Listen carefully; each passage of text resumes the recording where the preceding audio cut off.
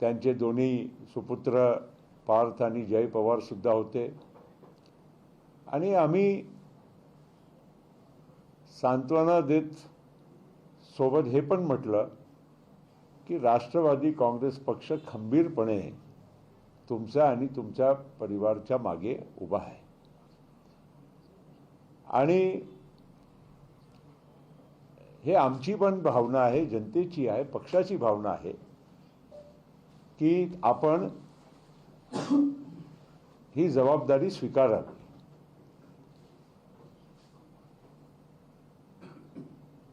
त्यांनी पण मोठापणा दाखवून ते म्हटले की दादांना कुठेही थांबवायचा पसंत नव्हता, लाईफ मस्ट गो ऑन या भावनेनी, या स्पिरिटनी तो काम करणारे व्यक्ती होते। आहे दुःख आहे, त्यांनाही दुःख, सगळ्यांना, आम्हालाही आहे, आजही आहे, महाराष्ट्राला आहे, पण त्यांनी विचार केला। आम्ही त्यांना सांगितलं की आमचा हे आग्रह आहे, आपण विचार करा आणि आम्हाला तुम्ही सांगितलं त्याप्रमाणे आम्ही पुढे जाऊ इच्छितो। आम्हाला या बाबतीचा समाधान आहे की त्यांनी आमच्या सगळ्यांच्या विनंतीला मान दिलं, मुंबईला आले। 3 दिवसाच्या त्यांच्या पवार परिवारमध्ये त्यांनी म्हटलं की आमच्या 3 दिवसाचा शोक असते। मग 4थ्या दिवशी ते आले, आम्ही त्यांची योग्य रीतीने निवड केली आणि त्यांची शपथ त्याच दिवशी झाली।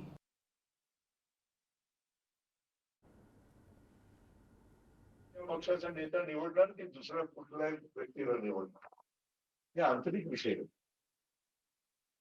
दुसरी गोष्ट, आता आम्ही एक पक्ष आहोत, त्याचे 2 पार्ट आहेत, नेतृत्वाचे 2 पार्ट आहेत।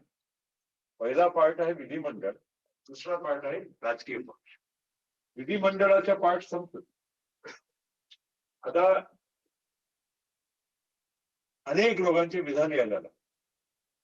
एक केंद्रीय मंत्रीचा चुकून नंतर त्यांनी कबूल केला की कोणी त्यांना चुकीची माहिती दिली। अनेक वेळा तुम्ही लोकही आमच्याकडे येतात रिएक्शनसाठी, आम्हाला वस्तुस्थिती माहीत नसतानाही कधी कधी तुमची अपेक्षा असते की आम्ही काहीतरी रिॲक्ट करावं। असू शकते त्यांना कोणीतरी चुकीची माहिती दिली असेल, तर मी राष्ट्रीय कार्याध्यक्ष, मी सांगितल्याप्रमाणे पवार साहेब आणि अजितदादाच्या सोबत मी काम केलं। आता अजितदादाच्या निधनानंतर या सर्व प्रक्रिया व्यवस्थित पार करायची जबाबदारी कोणावर राहील, हे प्रफुल्ल पटेलांच्यावर आहे। कारण मी राष्ट्रीय कार्याध्यक्ष असल्यामुळे विधिमंडळाचा विषय किंवा राष्ट्रीय अध्यक्षांच्या विषय याला मार्गी लावण्याची जबाबदारी आणि प्रक्रियेचे पूर्ण पालन करून ती करण्याची जबाबदारी माझ्यावर आहे आणि महाराष्ट्रामध्ये सुनील तटकरे यांनी। मित्रांनो, कधीही कोणी पण राष्ट्रवादी काँग्रेस पक्षाकडून कुठल्याही व्यक्तीने असा इंडिकेशन सुद्धा दिलेला नाही की पुढच्या आम्ही काय स्टेप्स घ्यावं। सगळ्यांच्या भावना आम्हाला समजते, तसं आम्ही सुनेत्राताईचा तिथे निर्णय केला आणि पक्षाचाही निर्णय त्याचप्रमाणे आम्ही त्याची प्रक्रिया पूर्ण करून आम्ही ते घेणार आहोत। आता हे बाहेरचे सगळे लोक, कोणी तेलंगणाचा वार आहे तो म्हणतोय की अमुक कसा बनला पाहिजे, ज्या लोकांच्या आमच्या पक्षाशी संबंध आहे दुसरे पक्षाचे लोक, जे कधी निवडणूक सुद्धा या महाराष्ट्राच्या जनतेकडून एक मत त्यांना कधी प्राप्त मिळवण्याचा त्यांनी प्रयत्न केलेला नाही, हे आमच्यासारख्या लोकांच्या बद्दल काही उलट प्रचार करणं, चर्चा करणं, स्टेटमेंट देणं काही योग्य आहे का? अरे 1952 पासून माझे वडील महाराष्ट्राची जनतेने निवडून दिलं, मी अनेक वेळा लोकसभेमध्ये महाराष्ट्राच्या जनतेकडून निवडून गेलो आणि आमच्या बद्दल आणि आमच्या बॅकग्राऊंड बद्दल कोणी जर कॉमेंट करत असेल तर त्यांना लाज वाटायला पाहिजे की अशा गोष्टी ते करत आहे। मी महाराष्ट्राचा एक जनप्रतिनिधी म्हणून आज तुमच्या समोर इथे बसलेलो आणि पक्षाचा निर्णय ते योग्य रीतीनेच होईल योग्य दिशेनेच होईल, योग्य व्यक्तीचाच होईल आणि माझ्याशिवायच होईल. आता याच्या पलीकडे मी काय म्हणावं? आमच्याकडून कधी हे विधान आलेलं नसताना उगीच उलट सुलट हे वादळ हे निर्माण करणं आणि आमच्या पक्षामध्ये संशय निर्माण करणं ही अत्यंत घाणारी ही गोष्ट आहे. मला अजिबात त्याच्या पलीकडे काय बोलायचं नाही आहे. आम्ही आमच्या पक्ष आहेत, आम्ही योग्य निर्णय ते घेणार आहोत आणि माझ्याशिवाय घेणार आहोत. आता त्याच्या पलीकडे मी काय तुम्हाला खुलासा करू शकतो? त्याशिवाय म्हणजे तुम्ही राष्ट्रीय अध्यक्ष नसतात. माझ्याशिवायच मी म्हणतो, म्हणजे मी त्या जबाबदारीच्या माझ्याशिवाय कोणाला मिळतील, मग योग्य व्यक्तीला मिळतील, मग कोणाला मिळतील ते तुम्हाला इंडिकेशन मी देऊनच राहिलेलो. मी नाही राहणार नाही, एवढंच क्लिअर आहे. आणि मी आज राष्ट्रीय कार्याध्यक्ष म्हणून माझी जबाबदारी जी आहे ते योग्य रीतीने ट्रान्झिशन, अजितदादा नंतर काय, कोण, कुठे, कसं, हे पूर्ण प्रक्रिया पूर्ण करण्याची जबाबदारी माझ्यावर आहे. ती मी योग्य रीतीने पार पडत आहे. राज ठाकरे सगळ्यात काय राज ठाकरे वाटले माझा काय संबंध आहे? माझ्या पक्षाचे व्यक्ती आहे का? त्यांनी ठरवायचं आहे की माझ्या पक्षाच्या विधिमंडळाचे नेता कोण, ते अध्यक्ष कोण? आम्ही काय राज ठाकरे किंवा इतर कोणाचे सकाळची 9 वाजताची जे तुमची बुलेटिन आहे की वगैरे वगैरे, किंवा कोणी तेलंगणाच्या वार आहे, हे सगळे लोक येऊन आम्हाला सांगतात की आम्ही आमच्या पक्षामध्ये काय करायचं. आम्ही योग्य निर्णय घेतलेला आहे पहिला, आणि दुसरा योग्य निर्णय घेण्याच्या आम्ही प्रोसेस मध्ये आहोत. अनेक रीती विलिनीकरणाच्या संदर्भामध्ये प्रश्न उपस्थित करत आहेत. तो विषय आता पहिलं आमच्या पक्ष, आमच्या घर, आमच्या विधिमंडळ हे सगळं सेटल केल्यानंतर बाकीच्या काही असेल तर विषय आम्ही तेव्हा बघू. आज तो विषय आमच्या पुढे नाही. एक मिनिट भाई, आमच्याकडे विषय एवढाच आहे की आमच्या पहिला विधिमंडळाच्या नेता निवड करायची, उपमुख्यमंत्री पद भरायचं, ते झालं. आता आम्ही आमच्या पार्टीचा निर्णय घेणार आहोत. पार्टीचा निर्णय मी तुम्हाला सांगितलं की जबाबदारी माझ्यावर आहे की पुढच्या प्रोसेस पूर्ण करायचं, ही मी पार पाडत आहे. त्याच्यापेक्षा आम्ही हे करत असताना लोक उलट सुलट बातम्या चालवून राहिले. कोणाला विना काही कारण काय नाव म्हणायच्या, प्रफुल्ल पटेलांचं नाव करायचं, पुढच्या करायचं, अमुक करायचं, तमुक करायचं, हे सगळ्या गोष्टीला काही तथ्य नाही. आणि मी तुम्हाला सांगतो ना, मला काहीच मी या स्पर्धेमध्ये कधी कोणी सांगितलं, कधी मी बोललो आमच्या पक्षाच्या, राष्ट्रवादी काँग्रेस पक्षाचा, अजितदादा पक्षाचा एकही व्यक्तीने काही नाव घेतलेलं आहे का? नाही. लोकांच्या राष्ट्रीय अध्यक्षपदासाठी भावनेचा विचार केला. अजित पवार यांची इच्छा होती आणि मी नाही त्या स्पर्धेमध्ये. सुनेत्रा पवार, अजित पवार यांची इच्छा होती. तुमचं महत्व संपेल आणि म्हणून तुम्ही ते होऊ देत नाही, असा थेट आरोप तुमच्यावर केला जातो. तुम्ही आणि मला सांगा, आज आमचा पक्ष आज आहे की नाही? काल्पनिक किंवा पुढच्या काय करायचं तो विषय नंतरचा. आज आमच्या राष्ट्रवादी काँग्रेस पक्ष जसा आहे त्याचा निर्णय घेण्याची प्रक्रिया आम्ही करायची की इतरांनी करायची, हे पहिला स्पष्ट मी करू इच्छितो. आणि हे करत असताना, आमचे निर्णय घेत असताना, मी राष्ट्रीय कार्याध्यक्ष आहे, त्याची जबाबदारी माझ्यावर आहे की नाही. ट्रान्झिशन म्हणजे अजितदादा नंतर कोण, कुठे, हे करायची जबाबदारी माझ्यावर आहे.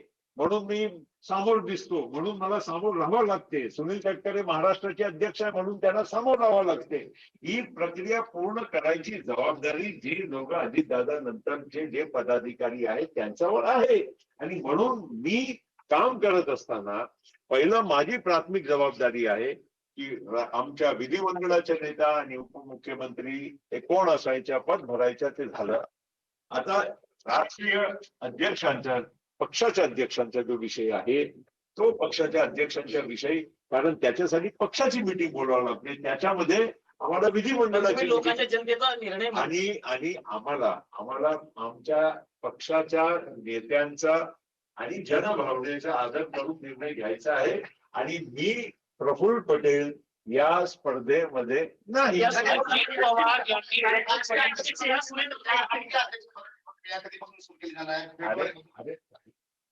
माझ्यावर काय म्हणणं आहे, आम्हाला आमच्या पद्धतीने करून द्या ना. आम्ही सुनेत्राताईच्या बद्दल आमच्या मनामध्ये किती आदर आहे, अजितदादाच्या बद्दल, त्यांच्या कुटुंबाच्या बद्दल आम्हाला किती प्रेम आणि सन्मान आहे, हे आम्ही आमच्या पद्धतीनं आम्हाला ते पूर्ण कळू द्या. आम्ही ते करून दाखवू. कुठेही कोणालाही किंतु परंतु शंका कुशंका करायचा कारण राहणार नाही. अजित पवार यांच्यासोबत मर्जर संदर्भात काही चर्चा केली होती का? शरद पवार यांच्यासोबत त्यांची चर्चा सुरू होती, त्याचे सगळे पुरावे आहेत त्यांचं म्हणणं आहे. मी माझ्या पक्ष आज जे आहे त्या पक्षाच्या बद्दलच बोलणार, काल्पनिक कुठल्याही गोष्टी करणार नाही. पण तुमच्या चर्चा केली होती का? अजित पवार यांनी तुमच्या सोबत काही चर्चा केली होती का? अजित पवार यांनी तुम्हाला काही मेसेज दिला होता का? मी यांच्या संदर्भात चर्चा करतोय, कारण तुम्ही राष्ट्रीय कार्याध्यक्ष होते, अशी काही चर्चा झाली का? माझ्या पण एवढं सांगू इच्छितो की हे तर मान्य करावं लागेल की मी त्यांच्या सोबत म्हणजे पदाच्या हिशोबाने सर्वात ज्येष्ठ सहकारी होता आणि माझी भूमिका अजितदादाच्या सुसंगतच राहिली. तेव्हाच आम्ही 2023 मध्ये जे निर्णय केला, अजितदादाच्या सोबत मी राहिलो. तटकरेजी राहिले, भुजबळ साहेब राहिले, मुश्रीफ साहेब राहिले, दिलीप वळसे पाटील, धनंजय मुंडे आणि अनेक सगळे आमच्या पक्षाचे ज्येष्ठ मान्यवर राहिले, सगळे आमदार राहिले. आणि त्यामुळे ही अजितदादाच्या नेतृत्वामध्ये राष्ट्रवादी चालली. तो आज आमच्याकडे जो काही निर्णय घेण्याची प्रक्रिया आहे तो आमच्या पक्षाच्या पुरती मर्यादितच राहणार आहे. आम्ही बाकीची कुठली जे काही गोष्ट आहे हे आता माझ्या मते चर्चा करणं योग्य नाही. पण चर्चा झाली होती तुमची दादांसोबत, हे तुम्ही स्पष्ट सांगत नाहीये. बोलले होते की नाही? अजित पवार तुमच्याशी बोलले होते की नाही? मर्जर संदर्भात दादानी स्वतः इंटरव्ह्यू दिलेले आहे. म्हणजे माझ्याशी काही चर्चा होती की नाही, अनेक लोक आता सगळेच म्हणायला लागले की त्यांचीच चर्चा झाली आणि आम्हाला काहीच माहित नाही, असं तर होऊ शकत नाही. विषय असा एवढाच मी म्हणेन की एक स्थानिक स्वराज निवडणुकी जेव्हा सुरू झाल्या, प्रत्येक पक्षाने आपापली म्हणजे महायुतीमध्ये असलेल्या पक्षांनी पण वेगवेगळ्या ठिकाणी वेगवेगळी भूमिका घेतली. काही ठिकाणी आम्ही पण बीजेपी बरोबर राहिलो, तसा अहिल्यानगरमध्ये. काही ठिकाणी आम्ही आणि शिंदे साहेब नाशिकमध्ये एकत्र लढलो. काही ठिकाणी कोण कोणाबरोबर राहिले, कोणी एकत्र वेगळे लढले. हे सगळ्या महाराष्ट्राच्या आमच्या मागच्या इलेक्शन्स मध्ये आपण पाहिले. त्याच्या पलीकडे एवढंच मी म्हणेल की या स्थानिक स्वराज्य इलेक्शन मध्ये दादांनी आम्हाला सांगितलं की आपण सगळे वेगवेगळे लढून गेलो आहोत. पुण्यामध्ये, पिंपरी चिंचवडमध्ये, जिल्हा परिषदच्या आपण आपली मतात जर विभाजन थोडी झाली तर आपल्याला नक्कीच थोडा फरक पडू शकते. म्हणून आपण त्यांच्याशी बोलून म्हणजे एनसीपी शरद पवार साहेबांची त्यांच्याबरोबर बोलून काहीतरी समन्वय घडू. या अर्थानं या जे स्थानिक क्षेत्र जिथे आपला इन्फ्लुएन्स जास्त आहे तिथे आपल्याला अडचण होणार नाही, ही एवढी चर्चा. आणि त्याच्यानंतर दादाचे टीव्हीवर मी 2 इंटरव्ह्यूज या मागच्या 10 दिवसामध्ये बघितले की त्यामध्ये त्यांनी फार स्पष्ट केला होता की आता कुठेही माझ्या समोर ही प्रस्ताव नाही, फक्त मी जे करतोय स्थानिक स्वराज्य संस्थेसाठी. अनेक व्हिडिओज फिरवला जातात, अनेक कष्ट जातात. अरे बाबा, आम्ही काही पवार साहेबांच्या कडे की काही की बाकीच्या सगळ्या लोकांशी काय आम्ही बोलत नाही की भेटत नाही असं तर नाही आहे. आम्ही तर तुम्हाला उघड आम्ही भेटतो बोलतो, असं काही पर्सनल दुरावा थोडी आहे. आणि ते तर एक कुटुंबच होता, परिवार होता, त्यांचं भेटणं उठणं हे स्वाभाविक होता.